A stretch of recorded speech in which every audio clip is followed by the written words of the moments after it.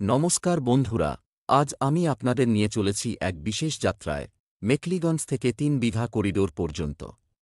চলুন শুরু করি আমার এই ভ্রমণ। যাত্রার শুরু। আমি এখন মেকলিগঞ্জ থেকে রওনা দিয়েছি।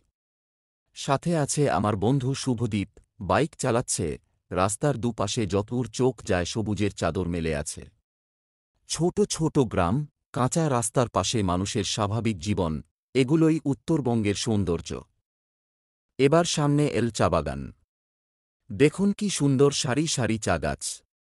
শ্রমিকরা ব্যস্ত কাজে, তাদের ছন্দময় হাতের নড়াচড়া যেন প্রকৃতির সাথে মিশে গেছে। এইদিকে বিশাল মাঠ। হাওয়া মুখে এসে লাগছে একেবারে অন্যরকম অনুভূতি।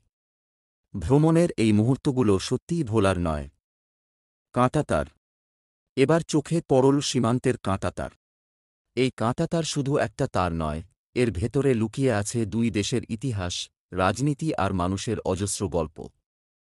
৩ বিঘা করিডোর আসলে ভারতের একটা সরু জমি, মাত্র ৩ বিঘা আয়তনের, প্রায় ২.৪ কিলোমিটার লম্বা। ১৯৭৪ সালের ইন্দিরা মুজিব চুক্তির ফল এটা।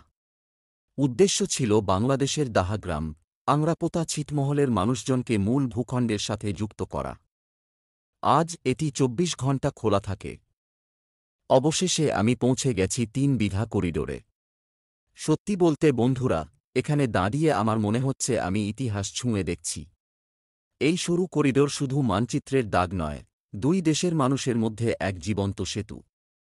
ব্যক্তিগতভাবে আমার মনে হল, এই যাত্রা শুধু রাস্তা আর দৃশ্য দেখার নয়, বরং অতীত আর বর্তমানকে একসাথে অনুভব করার এক অসাধারণ অভিজ্ঞতা।